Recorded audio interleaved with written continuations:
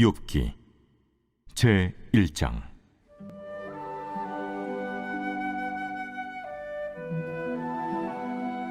우스 땅에 욥이라 불리는 사람이 있었는데 그 사람은 온전하고 정직하여 하나님을 경외하며 악에서 떠난 자더라. 그에게 아들 7과 딸 3이 태어나니라. 그의 소유물은 양이 7,000마리요 낙타가 3,000마리요 소가 500결이요 암나귀가 500마리이며 종도 많이 있었으니 이 사람은 동방 사람 중에 가장 훌륭한 자라. 그의 아들들이 자기 생일에 각각 자기의 집에서 잔치를 베풀고 그의 누이 3명도 청하여 함께 먹고 마시더라. 그들이 차례대로 잔치를 끝내면 욥이 그들을 불러다가 성결하게 하되 아침에 일어나서 그들의 명수대로 번제를 드렸으니 이는 욥이 말하기를 혹시 내 아들들이 죄를 범하여 마음으로 하나님을 욕되게 하였을까 합니다. 욥의 행위가 항상 이러하였더라. 하루는 하나님의 아들들이 와서 여호와 앞에 섰고 사탄도 그들 가운데 온지라. 여호와께서 사탄에게 이르시되 내가 어디서 왔느냐? 사탄이 여호와께 대답하여 이르되 땅을 두루돌아 여기저기 다녀왔나이다. 여호와께서 사탄에게 이르시되 네가 내 종 욥을 주의하여 보았느냐? 그와 같이 온전하고 정직하여 하나님을 경외하며 악에서 떠난 자는 세상에 없느니라. 사탄이 여호와께 대답하여 이르되 욥이 어찌 까닭없이 하나님을 경외하리이까? 주께서 그와 그의 집과 그의 모든 소유물을 울타리로 두르심 때문이 아니니까. 주께서 그의 손으로 하는 발을 복되게 하사 그의 소유물이 땅에 넘치게 하셨음이니이다. 이제 주의 손을 펴서 그의 모든 소유물을 치소서.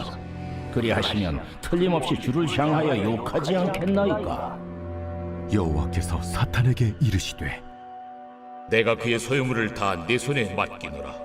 다만 그의 몸에는 내 손을 대지 말지니라. 사탄이 곧 여호와 앞에서 물러가니라. 안녕하십니까. 사랑하는 근수교회 가족 여러분, 근수 매일 말씀 시작하겠습니다. 오늘부터는 욥기서를 우리가 함께 공부하게 될 것입니다. 욥기서의 말씀을 함께 나누게 될 것입니다. 오늘 본문 욥기서 1장 1절에서 12절까지 말씀으로 욥기서의 간략한 궤관과 함께 오늘 본문을 함께 살펴보도록 하겠습니다. 여러분, 욥기가 어느 때 시대의 사람인 줄 아십니까? 사실 욥기의 배경이 되는 시대는 창세기 이후 출애굽기 전입니다. 그러니까 아담이 태어나고 아담의 후손들이 점점점 이 세상에 펼쳐나가는 중에 그 다음 세대가 바로 욥기인 것이죠. 정확한 욥기의 연대에 대해서 우리가 추정할 수는 없겠으나 성경에서 창세기 다음으로 다음 순서에 놓여야 할 책이 연대기적으로 보았을 때는 욥기라는 것입니다. 그리고 이 욥은 참으로 오래된 태초의 사람, 노아 이전의 사람이었던 것이죠. 아마도 오래 살았던 것 같습니다.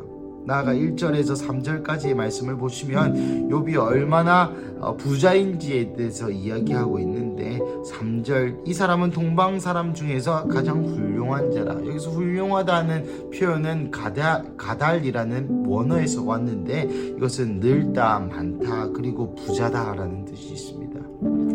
그러니까 욥이 동방 사람 중에 가장 늙은 사람이었을까요? 아니죠. 문맥을 살펴보시면 특별히 3절에 종도 많이 있었으니 이는 동방 사람 중에서 가장 부자인 사람이다. 그런 맥락에 맞는 해석이겠죠. 그러니 동방에서, 서방에서는 잘 모르겠습니다. 이 당시에 동방이라는 것은 예루살렘을 기준으로 동쪽에서 이야기 말하는 거겠죠. 이때에 욥이라는 사람이 있었고 가장 부자인 사람이었던 것이죠. 4절부터 5절까지의 말씀을 보시면 1절에서 그 사람이 온전하고 정직하여 하나님을 경외하여 악에서 떠난 자였다라는 것을 예시로 여실히 보여줍니다. 자기의 생일에 자기 아들들과 누이를 불러서 그의 명수대로 번제를 드렸으니 이는 마음으로 혹시 범죄하였을 때 주님이 사해 주시기를 바라는 간절한 마음으로 실제 드러난 죄가 없었는데도 불구하고 마음의 죄악까지 용서를 구할 만큼 욥 개인의 죄악이 아니라 아들들의 마음의 죄악까지 용서를 구할 만큼 욥은 완전한 자요 의인이었습니다.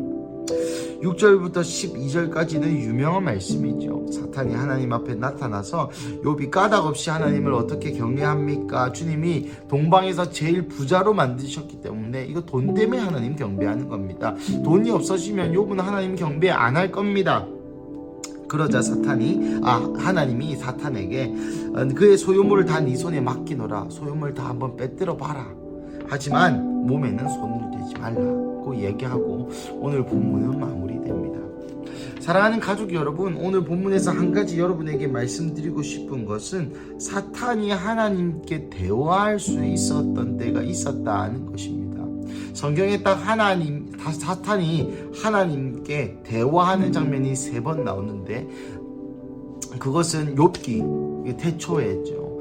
인류의 처음과 중간과 끝에 한 번씩 딱 나옵니다. 열왕기하에도 한번 나오고 후에 예언서의 마지막 부분에 한번 나오는데요. 이 3번 하나님께 사탄이 인간을 참소하고 인간에 대한 어떤 정의를 요구하는, 인간을 벌하시기를 하나님께 요구하는 사탄의 모양이 나옵니다. 그런 이후 무슨 사건이 있었나요? 그렇습니다. 십자가 사건이 있었죠. 그 십자가 사건 이후로 사탄은 다시는 하나님 앞에 나올 수 없게 됩니다.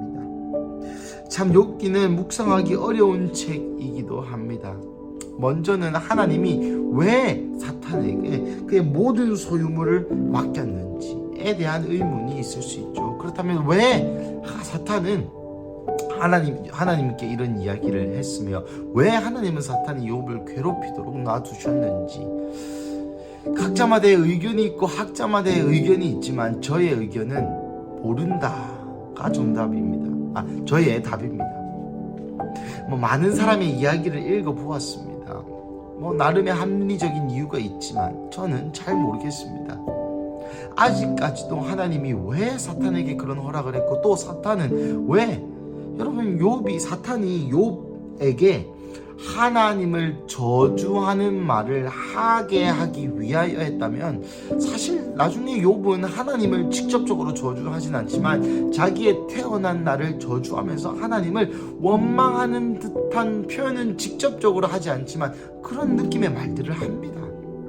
그럼 사탄은 왜 욥을 이렇게 괴롭혔던 것이고 하나님은 사탄에게 그러한 고난을 겪게 하였던 것일까요? 잘 모르겠으나 제가 이 오늘 본문을 읽고 기도하면서 들었던 감동은 우리의 인생도 여전히 우리의 인생도 가끔은 이 욥과 같은 상황에 놓여 있지 않나라는 생각을 해봅니다. 하나님이 사탄에게 이제 허락하신 그런 연유는 없습니다. 그리스도가 오시고 나서 모든 사탄의 간교는 끊겼고 우리가 죄를 통하여 합법적으로 사탄에게 문을 열어주지 않는 이상 사탄이 예수 그리스도를 영접한 우리를 건들 수 있는 법적인 근거가 없습니다. 이것이 바로 복음이죠. 하지만 때때로는 하나님 우리에게 고난과 고통과 그러한 것들을 허락하십니다. 오늘 본문 또 욥기를 전체 읽으면서 우리가 놓치지 말아야 할 것은 하나님은 선하시다는 것입니다. 욥을 이런 방법으로 이렇게 이끄신 하나님은 선하시다라는 것을 우리는 놓치면 안 된다는 것입니다. 비록 욥이 당한 상황이 나중에 나오는 욥의 친구들의 말처럼 죄를 짓고 또 하나님을 노하게 하였고 또 수많은 갖가지 인간적인 관점으로 이런저런 이유들을 들 수 있겠으나 욥기 전체에 하나님의 선하심이 욥을 향한 하나님의 계획이 그리고 그 계획이 우리 인간의 관점으로 보았을 때는 별로 좋지 못한 것처럼 보일지라도 하나님이 하나님이시라는 것, 하나님이 참 신이요 참 선이시라는 것을 우리는 잊으면 안 된다는 것입니다. 사랑하는 가족 여러분, 말씀을 마무리하겠습니다. 이 천상 위에서 하나님이 욥을 바라보면서 저는 약간은 자랑스러워하는 그런 마음이 있었을 것이다 라는 생각이 듭니다. 왜냐하면 하나님은 욥이 이런저런 문제로 넘어지지 않을 것을 알고 있었기 때문이죠. 저는 이 본문을 읽으면서 욥이 정말 위대한 사람이구나 라는 것과 동시에 하나님이 욥을 바라보시면서 들었던 감정이 어떤 감정이었을까 한번 생각해 보았습니다. 그리고 그 하나님께서 지금 나를 바라보며 드시는 감정은 어떤 감정일까? 여러분, 제가 아버지가 되고 나니까 제 아들이 잘하는 것이 제 기쁨이 되더라고요. 제 아들이 실수와 실패를 뛰어넘고 뭔가 솔직히 잘하는 게 있겠습니까? 이제 세 돌도 안 된 애기가 잘하면 또 얼마나 잘하겠습니다. 그런데 춤을 추고 잘하고 이런 모습이 아버지로서 자랑스럽고 대견하다라는 생각이 들 때가 종종 있습니다. 우리 하늘 아버지께서도 자녀인 우리를 바라보시면서 또 자녀인 욥을 바라보시면서 자신의 소유물, 자신의 건강, 자신의 그 모든 것을 하나님께 드린 삶으로 증명한 이 욥의 삶을 현재와 과거와 미래를 동시에 보시는 하나님께서 이 욥이라는 존재를 바라보시면서 마음속에 느꼈을 그 흡족함이 저를 하나님께서 바라보시면서도 느꼈으면 좋겠다라는 강한 갈망이 있었습니다. 사랑하는 가족 여러분, 오늘 본문을 통하여 다시 한번 아버지 하나님께서 자녀인 우리를 보실 때 어떤 마음이실까? 속썩이는 아들, 말 안 듣는 딸일 수도 있고요. 또 욥처럼 하나님을 영화롭게 하고 사람들에게 자랑할 수 있는 딸일 수도 있고요. 하지만 우리의 갈망은 동일하지 않습니까? 하나님께 대견스러운 아들과 딸. 이 세상이 끝나고 예수 그리스도께서 다시 오시고 우리가 다시 아버지 하나님을 만날 때 나의 딸, 나의 아들아 수고했다 라고 말할 수 있는 그러한 하나님의 자녀로서의 정체성을 가질 뿐만 아니라 그 정체성으로 살아가는 그러한 근수교의 가족 되시기를, 그러한 제가 되기를 간절히 기도합니다. 오늘 하루도 그 하루를 사시기를 주님의 이름으로 축복합니다. 우리 함께 기도하시겠습니다. 사랑하는 하나님, 감사합니다.